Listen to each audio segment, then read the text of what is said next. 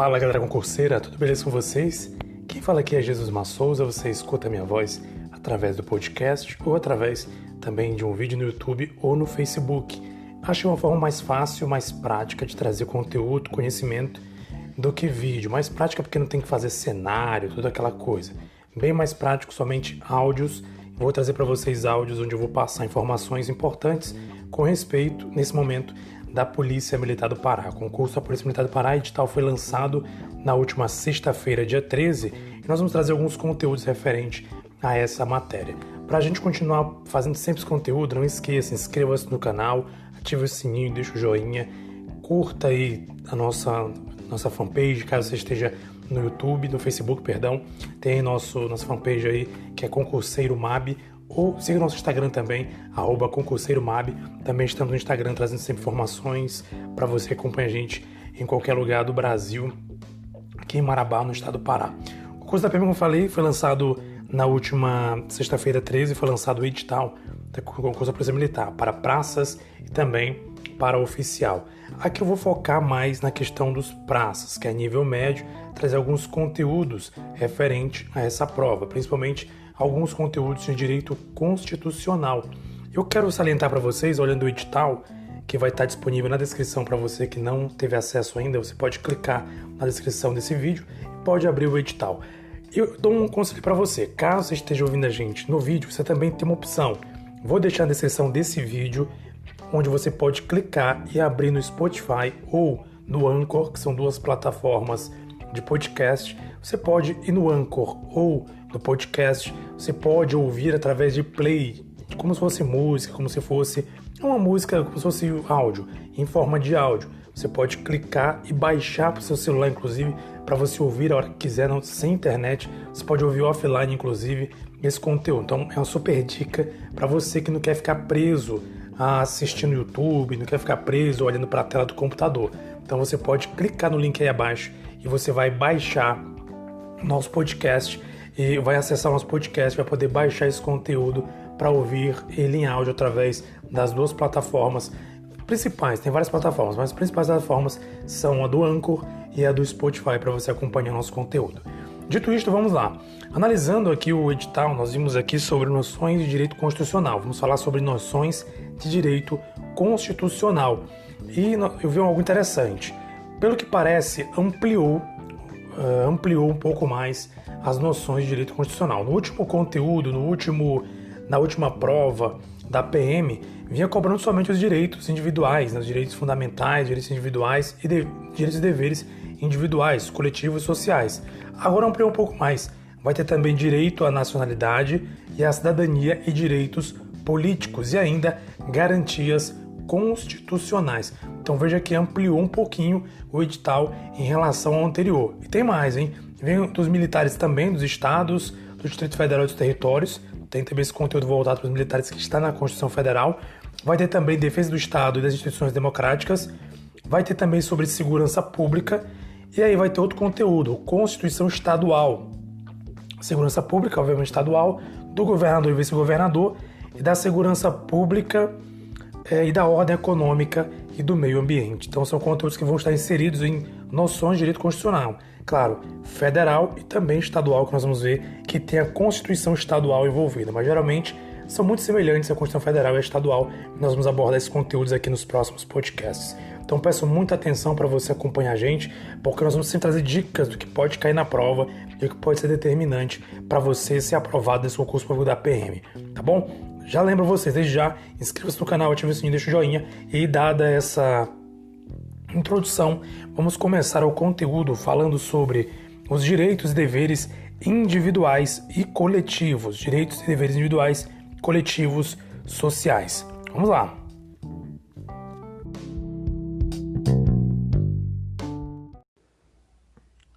Muito bem, os direitos individuais e coletivos estão concentrados basicamente no artigo 5º da Constituição Federal, artigo 5º da Constituição Federal. Inclusive vou deixar também na descrição do vídeo, caso esteja acompanhando a gente pelo Facebook ou pelo YouTube, você pode clicar no link que vai estar à disposição para você baixar a Constituição Federal, principalmente nessa parte do artigo 5º, onde vamos começar a falar sobre direitos e deveres individuais e coletivos. estão basicamente concentrados. O caput, ou a cabeça do artigo, começa falando o seguinte: todos são iguais perante a lei, sem distinção de qualquer natureza, garantindo-se aos brasileiros e aos estrangeiros residentes no país a inviolabilidade do direito à vida, à liberdade e à igualdade, à segurança e à propriedade nos termos seguintes. Então já inicia falando aqui a respeito da questão da igualdade, que todos são iguais, que não pode haver distinção ou desigualdade entre as pessoas, né? Tanto brasileiros, estrangeiros residentes no país, nem tampouco a inviolabilidade, a vida, a liberdade, a igualdade, segurança e a propriedade. Ou seja, todos são iguais e devem ser protegidos igualmente de acordo com a Constituição Federal. Um detalhe importante que eu quero trazer para vocês nesse caput é que ele diz: todos são iguais perante a lei, sem distinção de qualquer natureza, e fala que garante aos brasileiros e aos estrangeiros residentes. Porém, o STF já julgou que quando a Constituição fala aos brasileiros e aos estrangeiros residentes, quando comenta sobre estrangeiros residentes no país, pode ser estendido também para residentes, para estrangeiros em trânsito no território nacional. Ou seja, um julgado do STF ampliou o que diz aqui a Constituição. A Constituição diz que todos são iguais perante a lei e os estrangeiros residentes no país também é assegurada, é garantido a eles essa inviolabilidade que vai continuar falando o caput. Um julgado do STF diz que essa questão de estrangeiros residentes se estende também a quem estiver transitando no território nacional. Então, se por um acaso a tua prova disser que somente brasileiros, somente estrangeiros, residentes no país têm direito à inviolabilidade, ao direito à vida, à liberdade, à igualdade, à segurança, à propriedade, não. Segundo o STF, isso também se amplia, se estende para estrangeiros em trânsito, ou seja, que estão passando pelo território nacional, estão passando pelo Brasil. Ou seja, não é preciso a pessoa morar no Brasil, estrangeiro. Ele passando pelo Brasil, ele tem os mesmos direitos que uma pessoa estrangeira que reside no país. Acho muito difícil cair na prova, por ser uma prova não tão ampla para a questão do direito, não é uma prova de um tribunal, por exemplo, mas é importante salientar, vai que a tua banca pede isso. Então, entenda, quando fala de estrangeiros residentes no país, também se estende àqueles que estão em trânsito, ou seja, quem está passando pelo país também tem direitos à inviolabilidade do direito à vida, à liberdade, à igualdade, à segurança e à propriedade.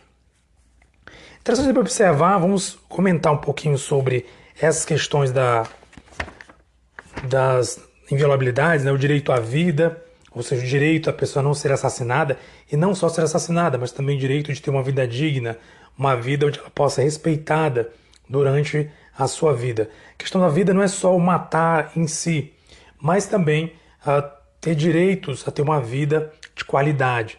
A liberdade, obviamente, o nome já diz tudo, você ser livre para fazer o que você quiser, o que você bem entender, obviamente, de acordo com a lei. A gente vai ver isso futuramente nos próximos incisos do capítulo do artigo 5º. A igualdade, a questão da igualdade inicialmente já fala sobre a igualdade, ou seja, todo mundo tem que ser igual perante a lei, todo mundo tem direitos e deveres iguais perante a lei. Claro que a lei vai trazer algumas coisas, diferenciar em algumas coisas, mas, no geral, todos são iguais, todo mundo tem direito à igualdade, tanto brasileiros como estrangeiros também têm direito a ser tratados com igualdade. Não pode ser violado a igualdade. E também a segurança e a propriedade. E aí vai trazer os incisos nos seguintes casos. Vamos começar falando sobre o inciso 1. O inciso 1 vai trazer algo importante, vai falar sobre a igualdade de gêneros. Vai dizer o seguinte, artigo 5º, inciso 1. Homens e mulheres são iguais em direitos e obrigações, nos termos desta Constituição. Ou seja, aqui está dizendo que homens e mulheres são iguais, não pode haver distinções entre homens e mulheres, de direitos e obrigações. Obviamente, em alguns casos, pontuais, a gente vai ver que existe direitos que a mulher tem direitos que o homem não tem. Pela questão do gênero em si, existem algumas coisas pontuais e a gente precisa pensar muito para entender isso, que existem coisas pontuais que a lei, ela de alguma forma, ela favorece a mulher, por exemplo, pela questão aí também da, vamos dizer assim, entre aspas, na fragilidade ou da exposição que a mulher tem, por exemplo, a questão da violência doméstica, que fica muito acentuado, que existe a Lei Maria da Penha, para tentar intervir nessa questão de violência. por entender que a mulher ela é uma vítima muito mais, vamos dizer assim, muito mais fácil em relação ao homem de sofrer esse tipo de violência. Então, em alguns casos ali acaba criando uma distinção. Porém, em regra, todos são iguais em direitos e obrigações, claro, nos termos desta Constituição. Ou seja, dentro da Constituição existem igualdades, existem obrigações e direitos que homens e mulheres devem adotar. Outro detalhe também para a gente pontuar, para você entender como significa essa questão de que existe casos e casos, por exemplo, a questão do alistamento militar. Somente homens têm a obrigação de se alistar militarmente. A mulher não tem essa obrigação. Então perceba, existem alguns pontos na lei ou da própria Constituição, quanto ao alistamento militar, por exemplo, que homens são sujeitos e mulheres não, assim como tem casos na lei que a mulher ela está ali mais amparada ou está sujeita, que homens não estão por algumas particularidades. Mas entender que, no geral, homens e mulheres são iguais em direitos e obrigações. O inciso 2, no artigo 5º, vai falar sobre a legalidade. Ninguém será obrigado a fazer ou deixar de fazer alguma coisa, senão em virtude de lei. E aqui é um ponto interessante, importante de argumentarmos. Porque aí, às vezes a gente fica dizendo, mas eu posso fazer o que eu quiser, eu sou livre. Sim, é livre. Obviamente, se você é livre para fazer o que você quiser ou deixar de fazer o que você quiser, desde que isso que você deixa de fazer ou isso que você faz não venha a ser algo que seja contra a lei. Ou seja, se uma lei ela te obriga a fazer algo e você não faz, você está infringindo a lei. Nesse caso, você não tem liberdade para fazer aquilo que você quer fazer. Ou seja, você é obrigado a fazer aquilo por força de lei. Assim como você não quiser fazer algo, não quero fazer isso. Você não é obrigado a fazer, exceto se a lei exigir que você faça. Ou seja, tanto para fazer como para deixar de fazer, você é livre.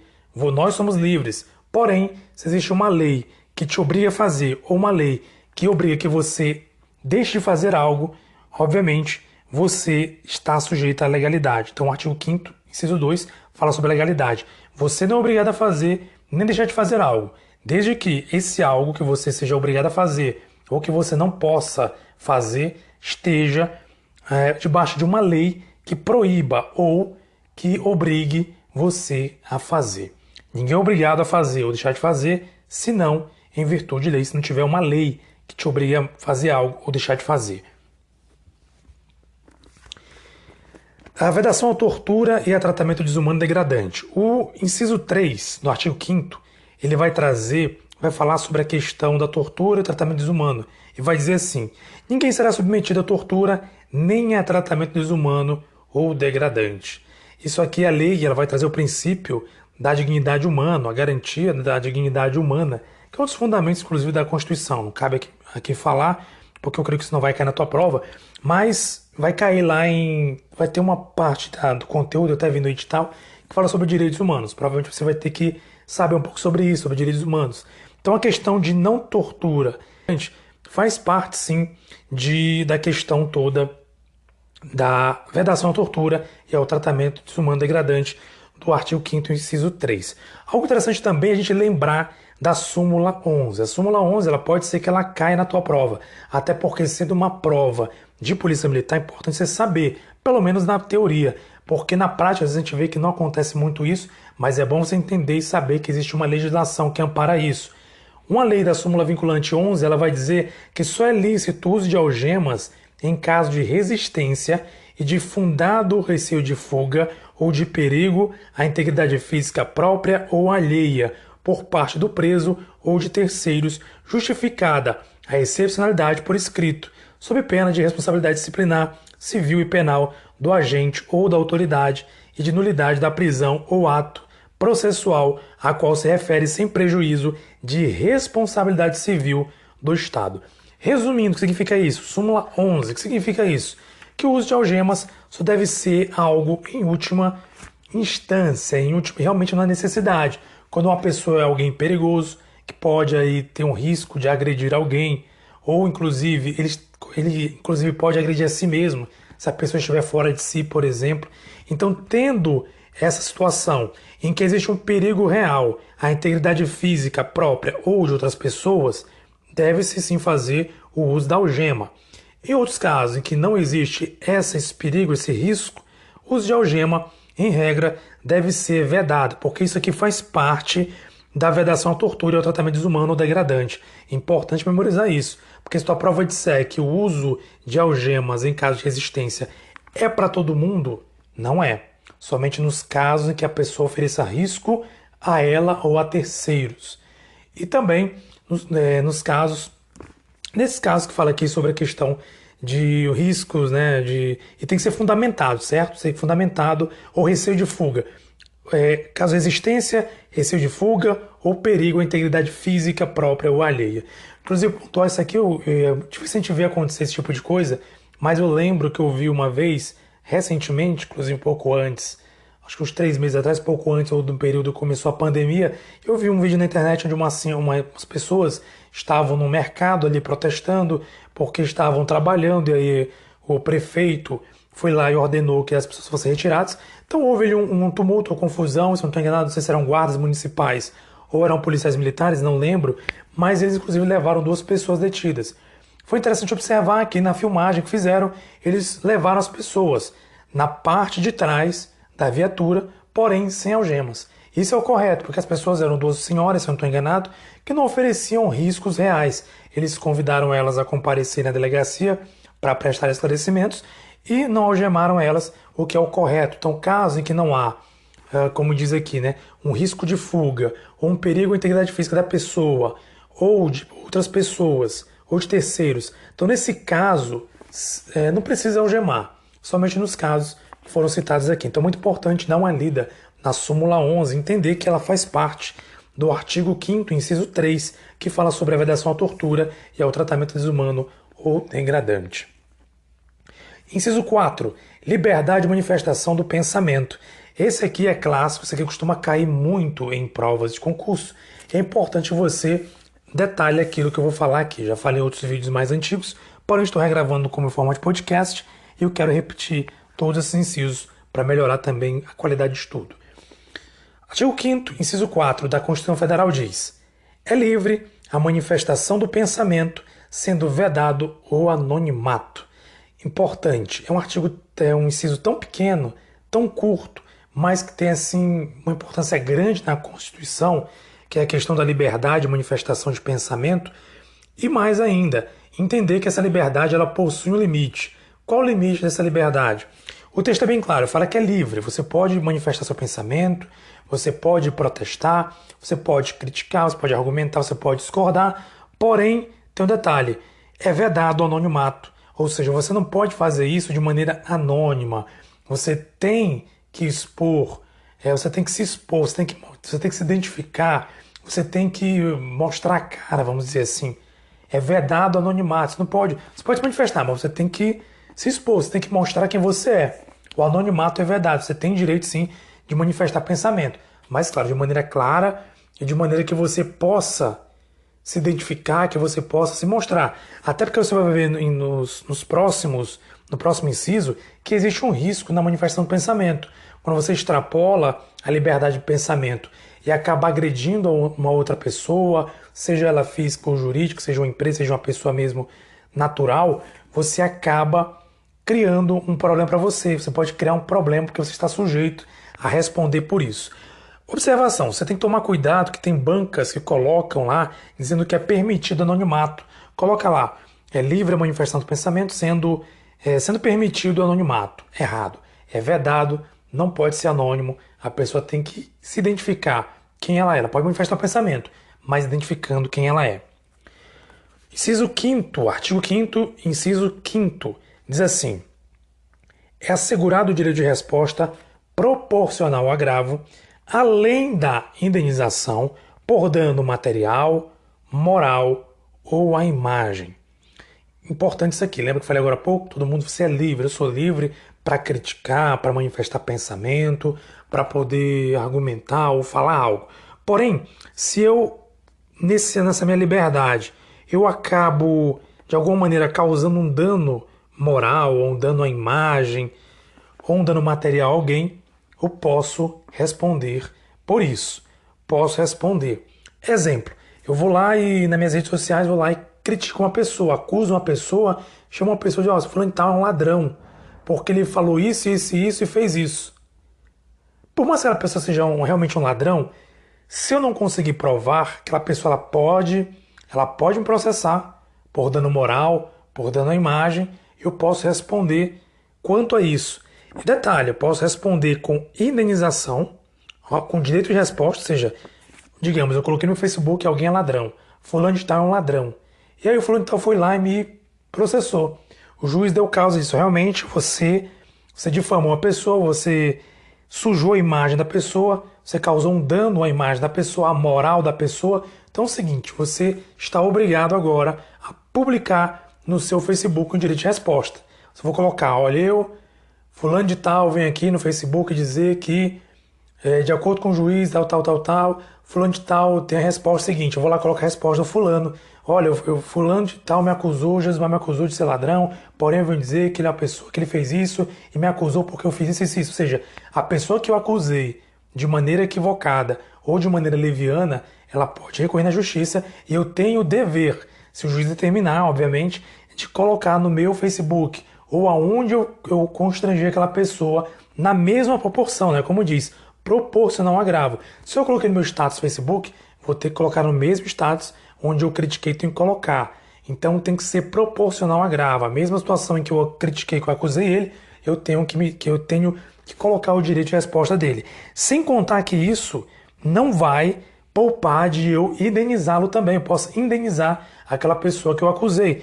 A Constituição fala, né? Além da indenização por dano material, moral ou à imagem. Aí, por acaso, eu disse que a pessoa é um ladrão, eu causei um dano moral a ele.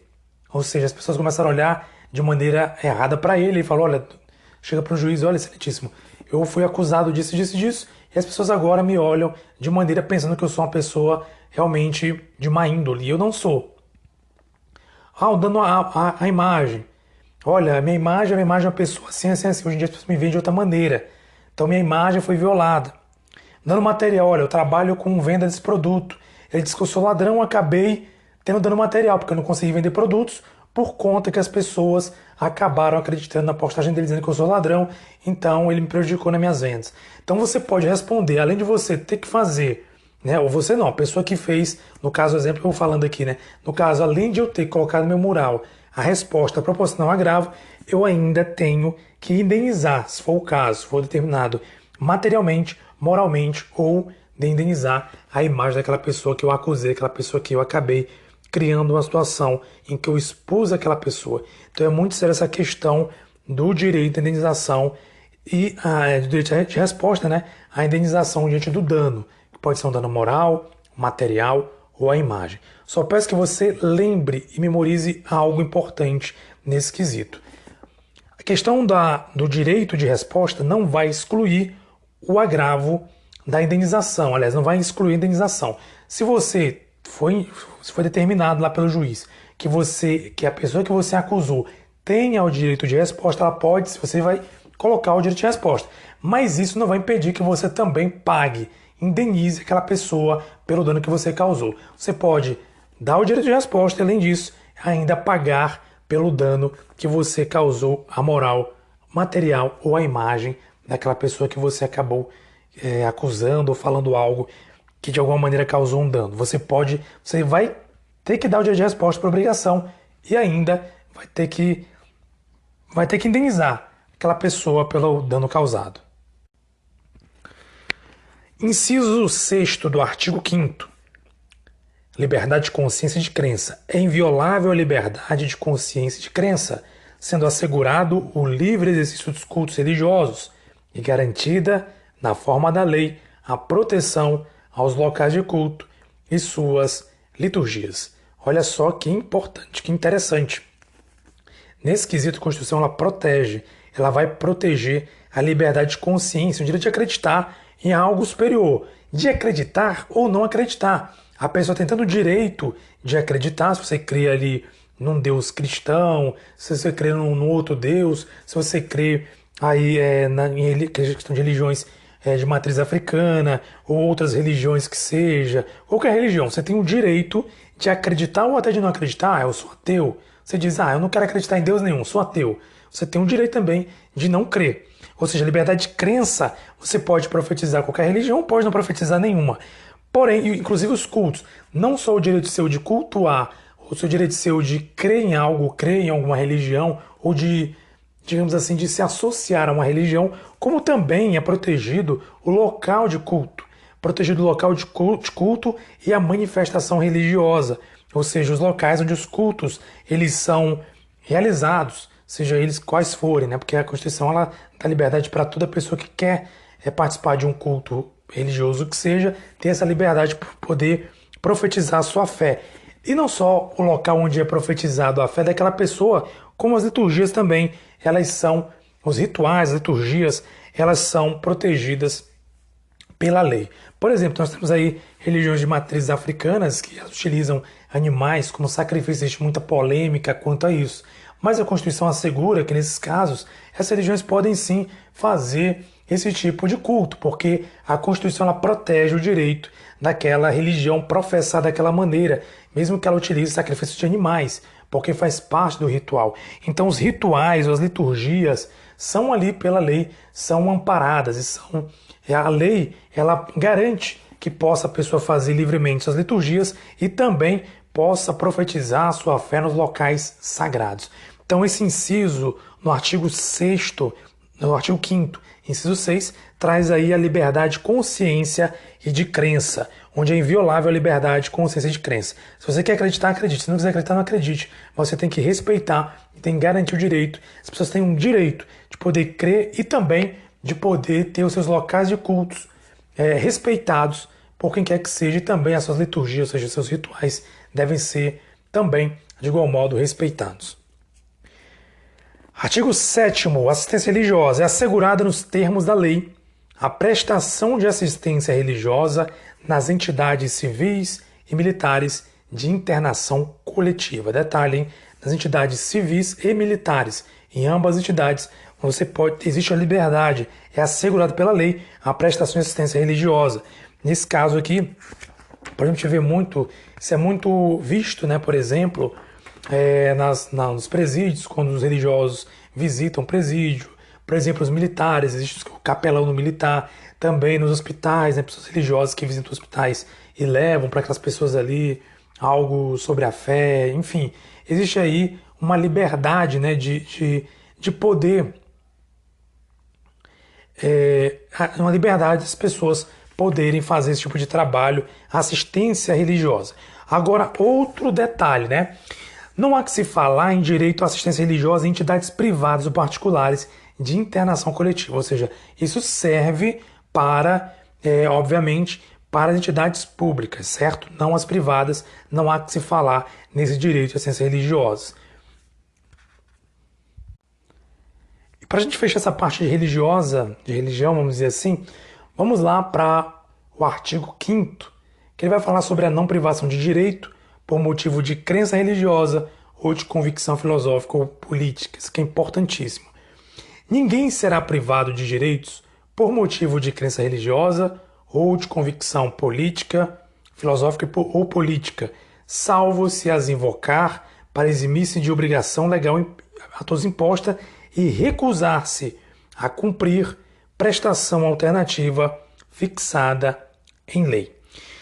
Importante observar o seguinte: se você tem uma convicção religiosa, se você tem uma crença religiosa, uma convicção filosófica que não permite você fazer algo, ou você fazer algo, né, que o Estado exige você, você não pode ser privado dos direitos por esse motivo particular.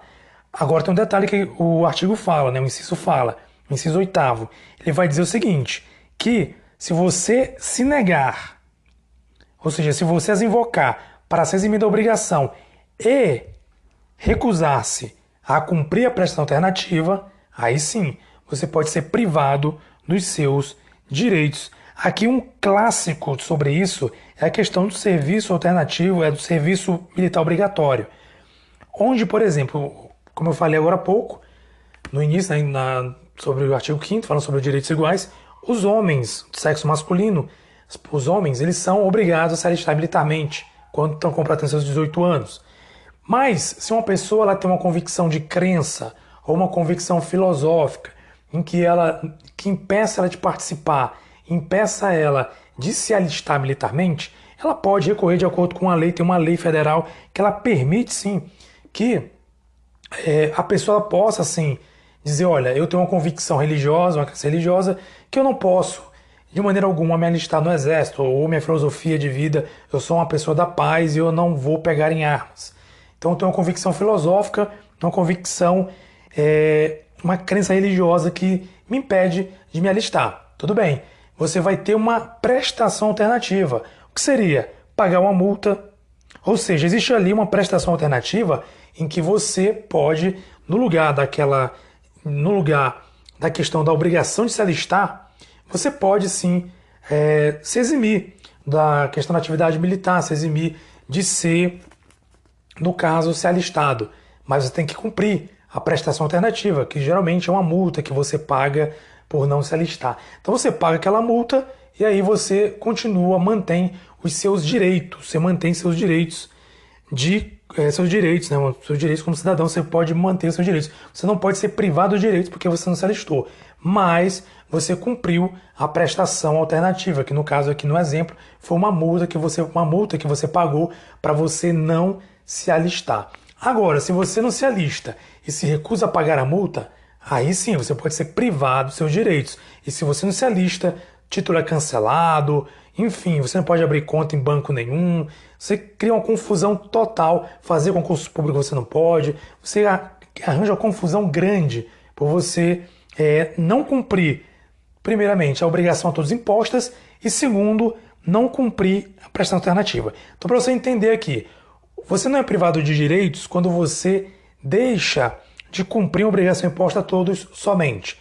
Você não quer cumprir, você não por algum motivo não quer cumprir aquela obrigação que é imposta a todos, por causa de convicção filosófica ou política, tudo bem.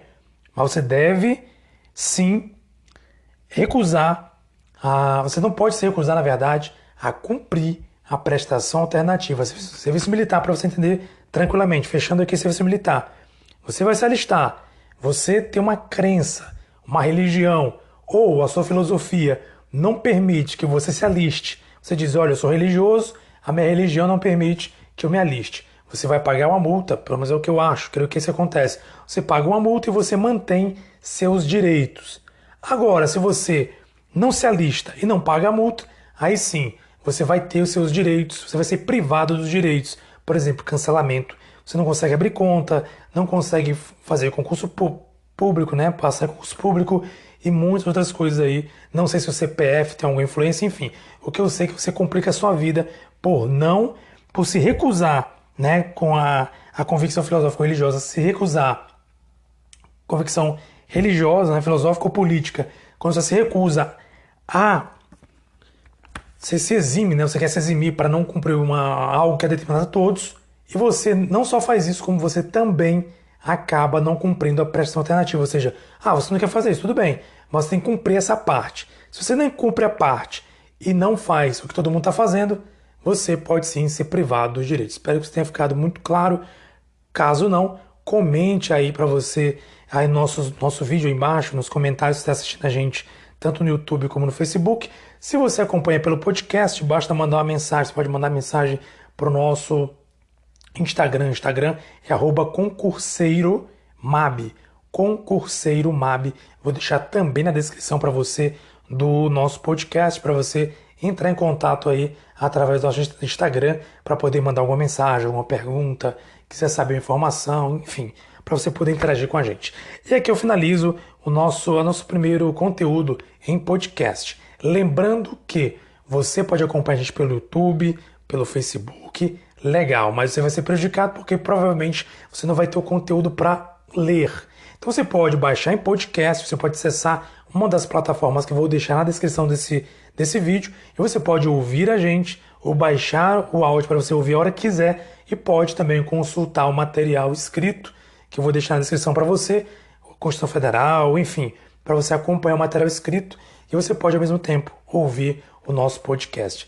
Importantíssimo que você faça isso para evitar que você se prejudique. Até porque você pode também ouvindo para indo trabalhar, você pode ouvir indo para o seu trabalho, ouvir a gente na academia, limpando a casa, enfim.